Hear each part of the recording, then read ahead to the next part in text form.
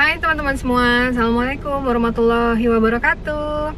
Ketemu dia Smile lagi di video baru teman-teman. Karena ini minggu yang baru. Seperti biasa, di satu kali tag nanti saya mau upload 3 video baru ya buat teman-teman semua. Oke, kalau teman-teman mendengar suara rinai hujan turun ke mobil saya, karena memang kebetulan sekarang lagi hujan ya teman-teman. Jadi nggak apa-apa ya, kita lanjut aja langsung ke video yang pertama.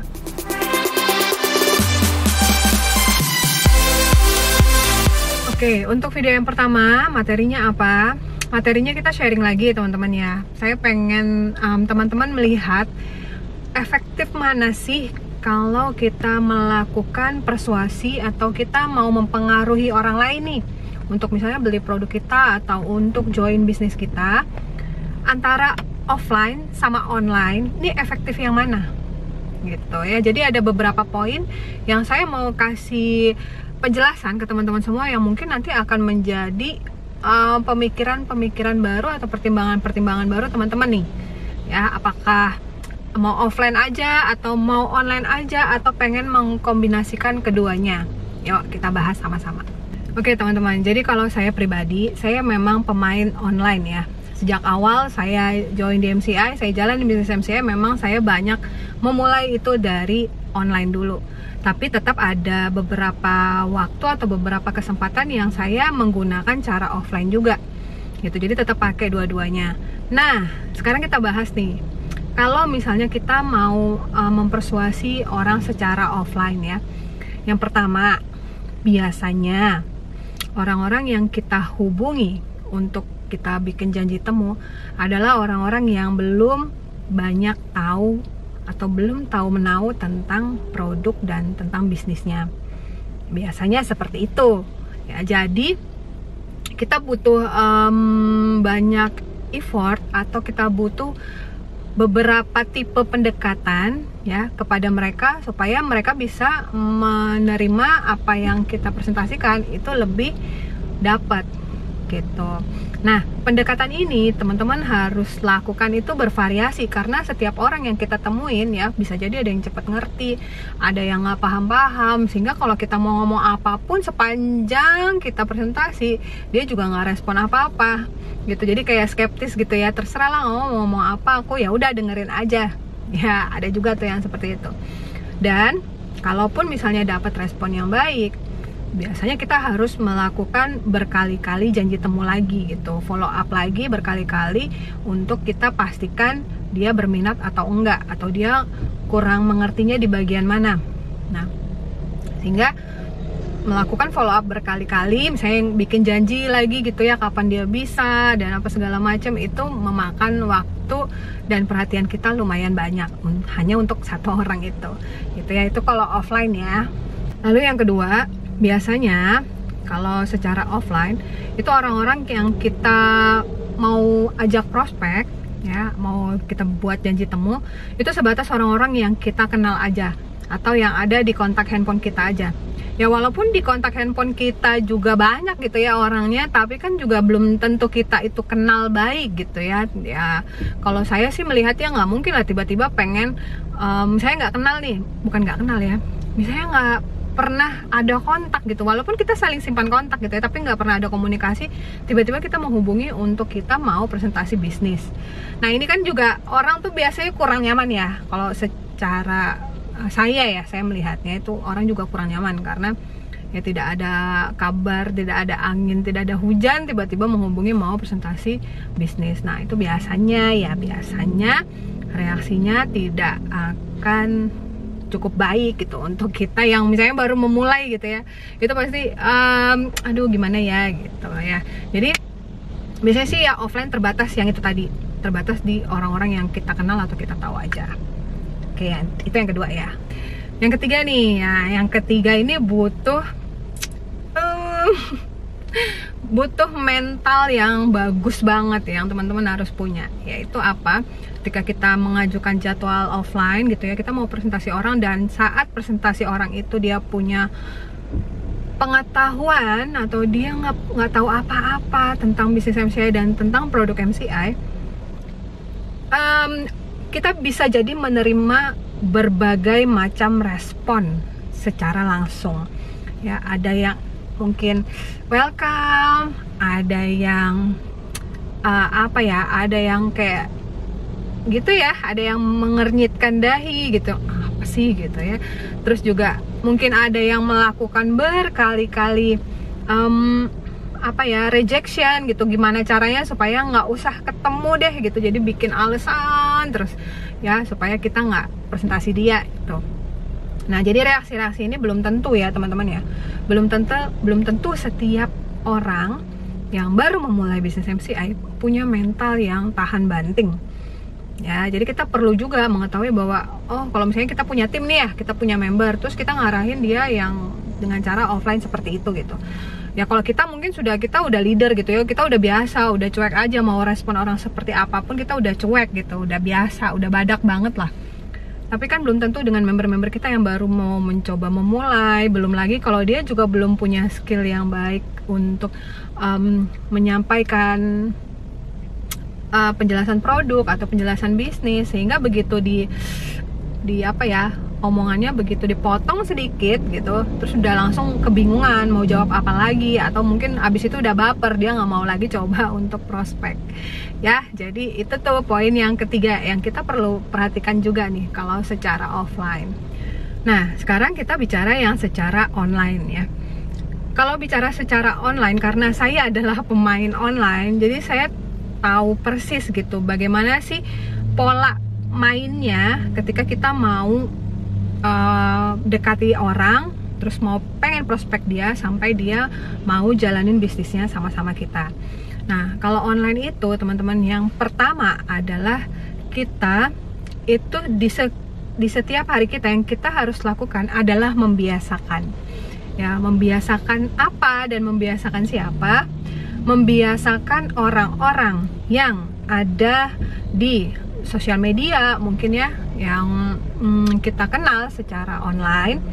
Itu kita membiasakan mereka untuk melihat barangnya, untuk baca tentang manfaat produknya, untuk lihat testimoninya. Itu setiap hari kita itu ya seperti kita memaksa mereka, dan mereka itu tidak punya kemampuan untuk menolak. Karena apa? Karena pasti akan selalu muncul di berandanya mereka gitu, akan selalu muncul di sosial medianya mereka ya. Jadi ya sama aja sebenarnya kita memaksa gitu, cuman kita pakai cara yang berbeda, nggak langsung yang via DM gitu, langsung satu-satu gitu ya nggak kayak gitu sih kalau online. Jadi online itu bener-bener kita nanam gitu. Kalau saya bilang kita nanam gitu. Nanam apa? Nanam edukasi ke mereka.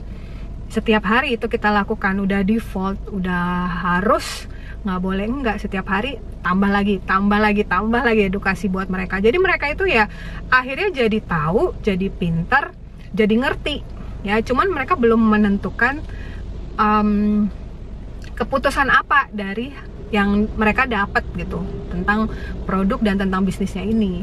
Nah, ketika mereka sudah tampak gitu ya, sudah tampak teredukasi, terus juga kita punya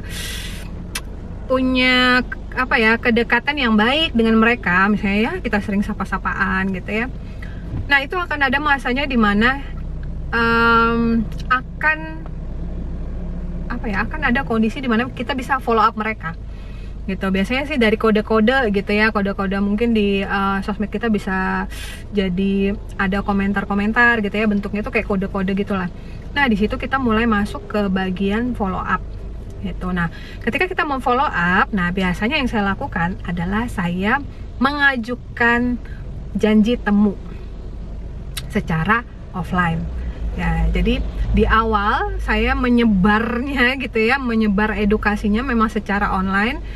Nah, kemudian saya lakukan eksekusinya, follow up dan presentasi gitu, itu secara offline. Jadi nggak semuanya itu benar-benar online, nggak juga gitu. Tapi saya mulainya dari online seperti yang saya jelaskan tadi. Nah, yang kedua, yang menyenangkan dari online ini itu adalah tentang skala ya. Skalanya berapa banyak orang yang bisa kita edukasi secara massal ya. Jadi ya namanya juga sosial media ya. Jadi banyak sekali orang atau banyak sekali user ya, pemakai sosmed ini yang diantara mereka itu anggap aja lah kayak pasar gitu ya, kayak pasar lah. Jadi di pasar ini ya kita edukasi lah orang-orangnya gitu kan. Nah, orang-orangnya ini tidak terbatas, maksudnya bukan hanya yang kita kenal aja kan yang bisa baca postingan kita, ya kan. Orang-orang yang tidak kenal kita, orang-orang yang tidak satu pulau dengan kita, semua bisa jadi kena gitu dengan edukasi tentang produk dan bisnis yang kita lemparin terus tiap hari. Ya, jadi itu tuh skalanya itu udah beda banget gitu ya. Kalau yang offline tadi kan ya masih sejauh orang-orang yang kita kenal gitu. Memang kalau online tuh lebih tajam karena kalau offline tuh lebih tajam gitu ya. Karena langsung gitu ke orang-orang yang kita tuju. Kalau online ya memang itu tuh masih belum ada gambarannya siapa sih yang pasti akan dapat nih penjelasan dari kita, siapa sih yang pasti akan nyangkut nih gitu ya. Tapi setidaknya itu skalanya jauh lebih banyak teman-teman, tidak tergantung dari yang kita kenal atau yang tidak kita kenal ya, itu online. Yang ketiga, kalau secara online itu ya teman-teman, yang paling juga saya sangat suka adalah rejection atau penolakan, atau orang mengabaikan, atau orang skeptis, atau orang nggak peduli tentang apa yang kita sampaikan. Kita tidak perlu melihat orangnya secara langsung ya. Jadi paling jelek-jeleknya sih itu chat kita mungkin nggak dibaca sama orangnya berhari-hari, atau mungkin sudah centang biru gitu ya di WhatsApp, nggak dibalas-balas gitu ya. Saya sih sukanya itu ya saya nggak perlu tahu gitu loh secara langsung dia reaksinya seperti apa gitu ya. Jadi saya nggak ada rasa baper-baper, atau misalnya saya sedih kok ini ya, kok dicuekin ya gitu ya, karena cuman segitu doang, kita nggak perlu lihat ekspresi orang itu secara langsung gitu. Jadi begitu dari situ misalnya miss gitu ya, ya udah kita tinggal cari yang lain lagi gitu. Nah, kalau berbeda kalau misalnya orangnya punya respon yang baik, nah kita tinggal atur aja kapan Mbak bisa ketemu. Nanti aku pengen jelasin langsung deh, sekalian aku bawain barangnya ya, biar Mbak bisa lihat cantiknya gimana sih. Kalau pendan MCI gelangnya juga benar-benar bagus banget gitu, biar Mbak bisa lihat nih gitu ya. Jadi itu yang menyenangkan dari saya. Jadi saya nggak perlu kayak apa ya, nggak perlu kayak itu ya, kayak kecewa gitu ya, maksudnya ih kok kayak gitu sih, apa namanya, ngejawabnya ya, nadanya itu kayak nggak enak banget, mukanya itu kayak nggak enak banget gitu, kita presentasi kok kayak dia cuekin kita ya. Nah, kalau misalnya offline tuh biasanya kayak gitu ya, tapi kalau online kan enggak gitu. Itu sih yang saya suka kalau dari online, makanya saya lebih suka main di online gitu sih, memperkecil apa ya, rasa-rasa yang saya hindari gitu ya. Ya walaupun ya mungkin bisa dibilang gini, oh kalau yang main online sama yang main offline itu mentalnya beda. Kalau yang offline mentalnya jos gitu ya, ya nggak apa-apa, silakan aja gitu ya, main aja di offline ya. Kalau misalnya kalau saya sih, saya lebih suka online dengan alasan-alasan yang seperti tadi.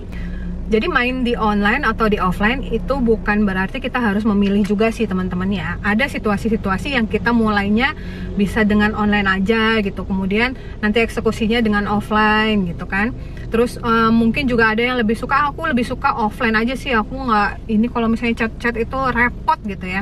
Ya silakan aja. Jadi kita tidak harus memilih dan kita tidak harus membandingkan nih mental orang-orang yang main di offline dan mental orang-orang yang main di online. Sama aja, semua itu punya kelebihannya masing-masing kayak gitu. Jadi kita kan melihat di sini mau cari efektivitasnya mana yang kita bisa pakai sekarang ini. Oke, jadi kalau dari kesimpulannya,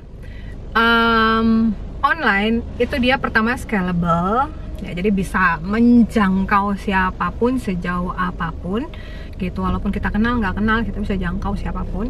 Terus yang kedua itu hemat waktu dan tenaga gitu. Jadi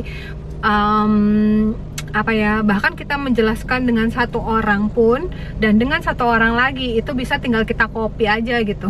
Tinggal kita copy, kata-katanya mungkin ada yang dirubah sedikit, namanya beda sedikit gitu ya, panggilannya beda sedikit, tapi kita bisa maknanya atau penjelasannya itu dapat juga di orang lain ya. Sementara kadang-kadang kalau offline itu ya benar-benar kayak kita ngatur waktu dengan si ini, dengan si ini, dengan si ini, dengan si ini di waktu-waktu yang berbeda dan menyesuaikan dengan jadwalnya mereka.